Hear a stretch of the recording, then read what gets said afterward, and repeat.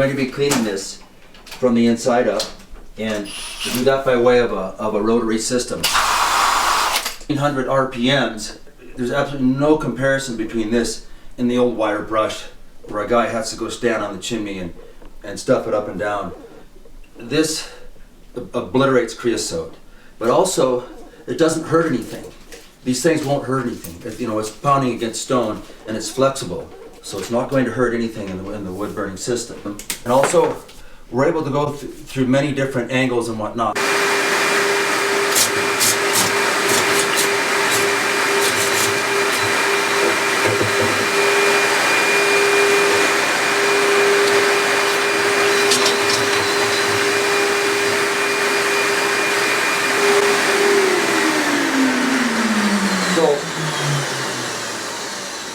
As the rotary cleaning system goes up the chimney, it hits all parts of the chimney. It's moving around, it gets into the corners and removes everything.